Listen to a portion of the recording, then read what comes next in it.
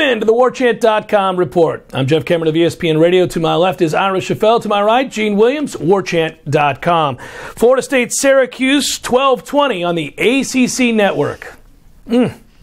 Florida State coming off a loss, obviously. Syracuse coming off a bye. Their loss was the previous week, close fashion on the road to Miami. They're 4-4. Florida State is 2-5 after the abysmal performance against Boston College. Third time in 4 years that FSU has lost by 30-plus points under Jimbo Fisher. That obviously is not a good thing. Let's start with some of the stats. 35-3 is a big one. 38 yards total in the second half for Florida State. 17 yards in the fourth quarter. I think you wrote that in your article. I stole from you there, Ira. 3 points scored against the team that gave up 34 to Wake, gave up 49 to Notre Dame, gave up 42 to Louisville. I mean, lots of things here. We could go on for days.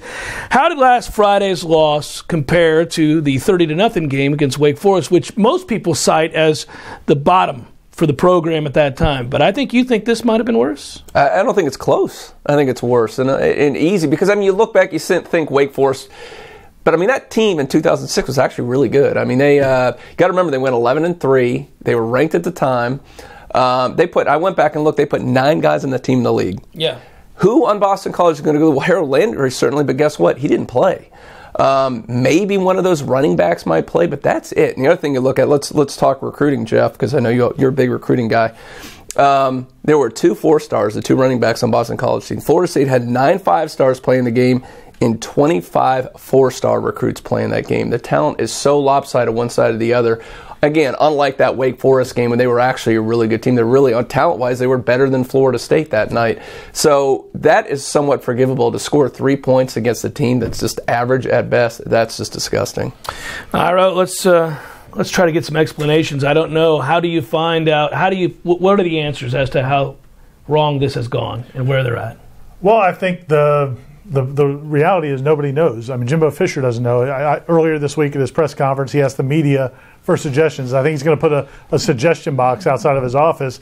It's a disaster in every way possible. And, we know, again, coming into the season, we knew the offense was going to be a work in progress. For the defense to be as bad as it is, it makes no sense at all. Boston College did whatever they wanted. The sad thing about that game was Boston College had some wide open guys that they missed plays, either drop passes or missed throws. I mean, they could have scored 50, and they may have called off the dogs a little bit in the second half. So, it's just everything about this program right now is going in the wrong direction, and I don't think there's any quick fix. And, again, I think what's frustrating for a lot of fans is the same players keep playing, the same mistakes keep happening, and nothing seems to change. It's the first time, though, where you could definitively say that they quit. You can't lose 35-3 to Boston College unless you have, in fact, quit. The other games, you were right there in contention, had a chance. It's disappointing, but this is a game where obviously guys went through the motions in the second half. Jimbo Fisher admitted as much after the game interviews that he did with us, in which he said it was a complete failure from top to bottom of the organization. Now, though, when you see that, fans want to know how you arrive at that point, and are things going to get better? Well, certainly not in season, we don't seem to think, and I'll ask you, Gene, but I mean, you look at the rest of this schedule after this Syracuse game at home, which I'm not so sure they can win. They go on the road against Clemson. They're going to get throttled by Clemson if Clemson cares at all.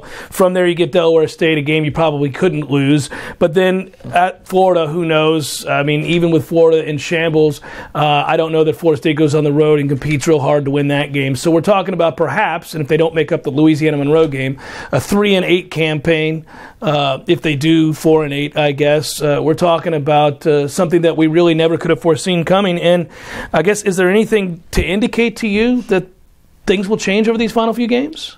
Well, if the Boston College performance didn't convince you, I mean, we had it up on Warchant. I'm sure you've talked about it on your show, Jeff. Is the comments by Jacob Pugh is the first really candid comments we've gotten from a player about what's going on. It's all the stuff we've been talking about for several weeks, and he verbalized exactly it, that there's a lack of leadership on that side of the ball, that a lot of the veterans are looking ahead to the draft. Surprise, surprise, like we couldn't see that watching on there. There's no magic pill to fix this thing. And he even was asked near the end about, do you think it's still some time for some guys to step up and maybe turn this thing around? He said no. When players are saying that publicly, do you really think suddenly they're going to go out against Syracuse and all that talent's going to step up and they're going to play up to their potential? I don't see any signs. I hate to be such a Debbie Downer, but there's just not one positive sign with this program right now. Is there anything that you can think of midseason that would shift? I think Jimbo's tried a lot of different things. And, I joked about the suggestion box, but he has tried a lot of different things. If you think back to earlier this year, some of the different motivational ploys, the one that shocked me at the time, and I gave him a little credit for it because I never heard it before, and it clearly didn't work either, but was he basically pleaded with the future NFL players, hey, this is your stop. Bad tape and all that. Yeah, you don't want to have bad tape out there. Keep playing, keep trying hard. If you don't care about the team, if you don't care about this program and the vision we're selling, which is a bad sign, at least care about yourself. And that didn't work. So, no, I don't think there's – and you can't wholesale fire coaches and the staff. That never works. So I think, they're just going to ride with it. The one thing I could say, if there was one thing that I would do, I would either demote or replace Charles Kelly just because I don't know if anybody else on that staff can coordinate a defense, but there is a vote of no confidence from those players week in and week out. They don't believe what they're being told. Maybe if there's somebody on that staff Jimbo believes that could sell a vision or sell a plan, try that. But other than that, I don't think there's anything you really can do mid-season. Chance he fires somebody in season now that things have gotten this bad? Before last week's BC game, I didn't think there was, and he said as much. But I think now it's changed so much when you're losing 35-3 to Boston College. I think there is some rumblings. Sometimes change for the sake of change, you have to do it when things are going this badly. Let's say hypothetically they go out and give up 40 to Syracuse this week. I don't think you have a choice. Sometimes for optics, for whether you're talking recruits or boosters or whoever, you got to say, look, I care enough. This is ridiculous. This is an unprecedented thing by me to fire a coach midseason. But you got to do it. I mean, nothing, like I said, the season's effectively over. It's pretty much over anyway, but your slim chance of making a bowl is over if you lose this game. So absolutely go ahead and do that. The one problem with firing the defensive coordinator this week, though, is you just put up 3 points on offense. So it's not as if you can just say this is a defensive problem. This whole team is falling apart. Yeah, but you can't fire everybody. Yeah, but there's at least some experience, some NFL guys on that side of the ball, right? So on offense, I mean, it's an excuse, but I mean, you got a freshman backfield. You've lost half your receivers. Your offensive line is in shambles. There's some excuses, and I don't see any excuse for the defense. And at this point, every week we have a different excuse or reason, but it all adds up to losses. We'll have to continue to look. We know changes are going to happen in this offseason. We'll preview some of what we think will happen there, and then also the actual opponent for this week in Syracuse. That's next on the Warchant.com report. Welcome back to the Warchant.com report. At this juncture, it's fairly obvious that Florida State is in need of change. Jimbo Fisher, the head man, will have to make those changes. I guess there's a lot of chatter about how many different coaches will come in, how many different people you think will be let go. I guess turnover, let's start with you, Ira. How much will take place in the offseason in your mind? I think it's going to be pretty wholesale. I mean, it just has to be. Certainly on the defensive side of the ball. I mean, I don't think there's any way. Really, the only defensive coach I could really make a case for staying would be Odell Higgins, former All-American. And Brad Long has a good track record. I think he's a very good coach. And if he does go somewhere else, he said before he wants to retire here. If he does go somewhere else, I think he could keep coaching. But on this staff, I just think it's over for all those defensive assistants. Odell's the one guy because he was an All-American here, and he's such a good recruiter and all of those things. Players love him. He's a players coach. The former players love him. So I think he's a guy that could survive. But that's about it on defense. And then offensively, I think Jimbo needs to revamp the whole thing. I mean, maybe Jay Graham. I think the running backs have played pretty well this season overall. But Lawrence Dawsey, former FSU great, has done a lot of good things for this university. Just don't see it from his group. And I was trying to give him the benefit of doubt after the last few years, but this has been a bad year for them. And then Rick Trick at the offensive line. I just think across the board, one thing about these assistant coaches across the board, they only have, other than Charles Kelly, they all only have one more year on their contract. So it's not like you're buying out a lot of multi-year contracts. They all have 1 year left after the season. So it's not the end of the world to buy those guys out. You know, Gene, when we hear this and we hear about wholesale changes and we know that you're going to have to let a lot of coaches go, a lot of people say, yeah, but there's one guy at the top of this program. His name's Jimbo Fisher, and this lies at his feet. Will he adjust his process? Because clearly his message has grown stale and players have tuned him out and his coaching staff is dysfunctional, and that's on him. I think we're seeing a lot, whether it's building up a business or a football team. Sometimes you're the right person to build something up from scratch to get to where it is, but it's a whole different ballgame when you get to that high level and to maintain it, to continue it going. The process that got Florida State where it is it's not working now. So I think you're right, Jeff. He needs to change more than just a handful of assistants. And that's a big thing for him because he's very prideful in what he does and how he does it. He loves to micromanage every aspect. And you've talked about it extensively. I wrote about it on Warchant.com. It's looking at the example from Brian Kelly at Notre Dame. Will he be able to do what he did, and that is effectively delegate most of his duties, become a CEO? You know, Brian Kelly, like him, was an offensive guru. And what did he do? He turned that over, got an offensive coordinator. He's more hands-off with that. I have a hard time imagining Jimbo Fisher will pass his offense, hire that offensive coordinator, and let him run the show and do what a head coach should do, is all the bigger picture stuff. I hope he can do that. I don't know if he can.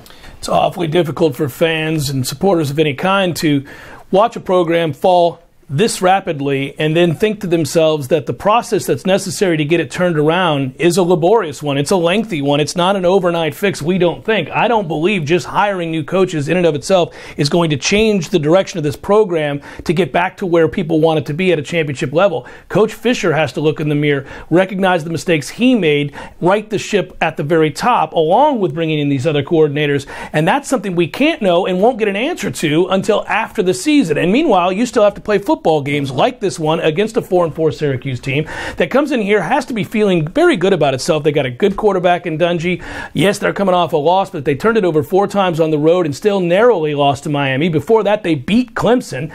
They believe in their head coach. They believe in their quarterback. They believe in their system. And now they come in here with an up-tempo style of play, which is different than what BC runs. But if you don't care to be there, you can lose to everybody, decidedly so. I wonder how much pressure will Syracuse's offense, different again than what we saw from Boston College, put on this defense, and does it really matter what style of offense you're playing if the defensive players for Florida State don't care to be out there? I think it does matter to a degree. And you know, a straightforward offense, a Miami-type offense, a pro-style offense, I think this defense can still handle that because they're getting time to kind of regroup between plays. There's not a lot of pressure on them. It's just a lot of times it is about physical ability. Can you match up with this player? Do you have the ability to do that? And this defense has that against anybody they play pretty much.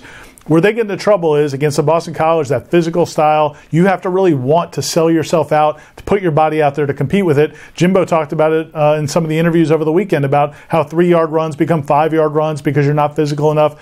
This is a totally different challenge, but I don't think it's any less of a challenge. That up-tempo style, this FSU defense has a hard time getting lined up against normal pace offenses. Syracuse runs the ball, they run 90 plays a game. I think you're going to see a lot of breakdowns. You're going to see a lot of situations where FSU's not ready. They're trying to substitute players, not getting guys on the field.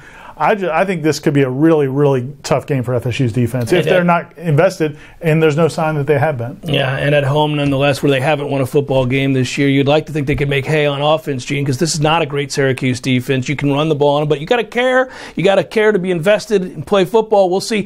What do you think about the Syracuse defense? I agree they're not great, but I think they're actually pretty good. If you look at the stats, surprisingly, they held both Miami and Clemson under 150 yards rushing. Yeah. So, I mean, they're decent against the run. And here's the thing. They've improved their overall defense, which is horrific last year. They're down to almost 150 yards per game compared to last year. This time they played some decent offenses, so I mean you got to give them some credit there. But yeah, just like Ira was talking about the other side of the ball, this is so much more about FSU's. What do they want to do? They want to be there. Can they go out and do these things? It's tough when you got a quarterback that's turning the ball over 2 or 3 times a game. Syracuse is up there pretty high in the rankings in terms of getting 3 and outs, and that's something obviously you can't afford when they're doing that high pace on the other side of the ball. There's just not a whole lot to hang your hat on here when you look at Florida State right now. They think they're going to have to pass the ball to be successful against Syracuse, but when you got a quarterback that's really struggling right now, that's going to be a tall order. The ramifications of yet another loss, if it happens, also perhaps a slight boost if they are able to get a win here, plus our picks when we come back on the Warchant.com report. Welcome back to the Warchant.com report. All right, so you can visit the Warchant.com game day page as always to find watch parties and the like. By the way, they're on the ACC, what is it, the ACC 3 or what? ESPN 3, which is the ACC network. ESPN 3, right? Do like 20 columns and go to the right and click on 5 times. The point is we're making fun of the amount of places that you can find this game or slightly limited. Florida State taking on Syracuse. If they are to lose this game and fall to an astounding 2-6, I guess I would ask you guys, what does it mean? Hell, if they win it and go 3-5, what does it mean? So with you, Ira. I don't think it means much if you win it, but I do think it says a lot if you lose it. Again, it just continues the noise in the system. It's already getting, it's getting heated. Look, Jimbo Fisher, if you look at the last 2 weeks, he had the incident with a fan coming off the field where he challenges the fan to come out of the stands. And then this past week, and then doubled down on it when we asked him about it a couple days later. And then this past Monday, where he's kind of challenging, passively aggressively challenging the media to come up with suggestions to help out his program that's now 2-5 in the season. I just think it's going to get worse and worse. I think he's going to get more and more upset. I think he's going to struggle with that because he's not going to be able to say the things he wants to say. Well, he's not used to this. Yeah, exactly. He's never lost at any level. I think in your interview with him on Sunday, he's never lost as a player or a coach at this kind of level. So I just think it's going to get worse and worse, and until he can make changes, which probably wouldn't be until December. Yeah, I did ask him specifically, Gene, whether or not he'd ever been through anything like this as a player. Yeah. And if so, how did you come out of it? And he kind of chuckled. There was a long pause, and he said, well, I've never been on a losing team. So he's never known, meaning as a player, he had never been on a losing team. Later on, he took Auburn. The one year as a freshman, was playing quarterback. But he did go on to say that, as a player, he was never on a losing team, so he doesn't know what it's like as a player. And he basically admitted that they've got to fix it, but in the interim, you got to play for yourself and you got to play for pride. Well, they're clearly not playing for themselves or pride when they just lost 35-3. If they fall to 2-6, any extra ramifications you want to allude to or anything here that we can talk about? Because I don't know what else they can do except for wait it out. Well, I mentioned in the last segment, I think it really opens the door to making some changes mid-season, which he doesn't want to do. Again, I would think maybe, especially depending on how it plays out, if you end up giving, like I said, 40-plus points, I think they've got to make a change on the defensive staff, even if it's just an interim to put whoever there in that position. The one thing, let's go back to if they should win the game, go to 3-5. It does leave open the possibility the bowl is still there. It is makeable. And I think what will be interesting, too, and I heard rumors about the ULM game, and I've heard it could be announced one way or the other next week if it's going to happen. Don't you think they maybe want to wait to see what's going to happen here? Because if you lose this game, what's the point? You're not going to a bowl game if you lose this game. If you win, you're able to beat Florida, beat ULM, you're going to be in the bowl. So maybe that's what they end up doing. So maybe that's the ramifications. You might actually go to a bowl if you win this. It almost seems silly to break down the 3 keys to the victory here. But I said last week, I only had one key to victory, was care to play, care to show up. I don't think they met that key. They did not care to be there. They didn't care to play, and they didn't show up. It's the same thing this weekend, guys. We all know this. I mean, we could go through the rigmarole of, they got to get lined up, and they got to invest in this, and they got to get somebody on the ground, they got to get pressure on the quarterback. Really, this is just about whether or not they care to play football for each other, for this program, for the coaches, for themselves. Yeah, because this was a game in the preseason when you did your W's and L's on your schedule at home.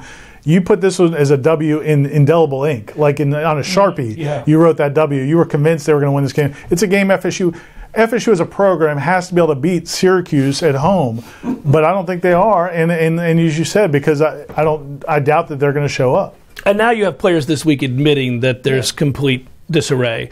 So it's hard to kind of break down the keys to victory. If you want to give us one, maybe play the game. Well, same thing. Want to is just they want to go out there. If they go out there and they actually want to win the game, they're going to win the game. If they really put pride, give it 100% effort, let their talent take over, and invest. Then they'll win the game. If not, then they're going to lose again. It's going to be like Boston College. It's time for our picks, which has been awfully fun for Ira and I lately. Let's get to that now. In fact, G, let's pick it up. 5-2 ain't getting it done, buddy. Yeah, no. I've been 5-2 the last 2 years, which against the spread is horrific to be 10-4. I mean, you can't make any money doing that. But these guys going 6-1 and 7-0 each week. I hope you guys are placing some bets because I need to get a loan from you guys. Yeah, I wager all the time. All right. Clemson's giving 7.5 to NC State. That's a dangerous number. Ira. It is a dangerous number, but I'm going to lay it. I like Clemson. I think NC State may be faltering a little bit here down the stretch. I'm going to go with Clemson. I am torn. Gene, go ahead. I'll give you my answer in a second. That damn hook with Clemson beat me last time. That's the only difference there, that damn backdoor covering hook. But, you know what? I'm kind of with Ira. Even though they are in the Wiz Palace and that can be a tough place to play, still, I think Clemson's kind of turned around NC State. They didn't look very good against Notre Dame, especially that second half. So, go ahead and give me the Tigers. Notre Dame's a good football team, so there's no shame in NC State losing the game the way they did. But I do think Clemson goes on the road, take care of business in the Wiz Palace, as Gene alluded to. I'll give it and take Clemson as well. Virginia Tech -2.5 at Miami. That's an interesting line, first of all, but I'm a believer in Fuente. I think Miami's hanging on by a thread. Probably should have already had 2 losses, maybe 3 losses this year. Give me Virginia Tech on the road. Ira? Yeah, you've sold me on Fuente, and I'm with you. I think this is where the streak ends for Miami. You have to think at some point the luck has to break. You saw it down in Gainesville earlier. Remember, they were winning flukish games after, and then suddenly the dam broke. And you got to feel they're just the little Dutch boy's about to give up, man. His finger's about to blow up. So yeah, I'm with you. So much better coached on that side of the ball. Wake Forest at Notre Dame. That's not a bad Wake team, and that's a big number. It's 13.5, but it's below the dreaded 2-touchdown extra point margin. So I'll take Notre Dame and give the 13.5. I'm going to take the points. I like Wake Forest. Yeah, it's not a bad pick. And I think Notre Dame, they covered last week. Notre Dame's played at a really high level all season. This is an opportunity for them to come back a little bit, and I like Wake Forest. I like their team. By the way, Gene, it added fuel to the fire of frustration is that Wake went ahead and beat Louisville soundly.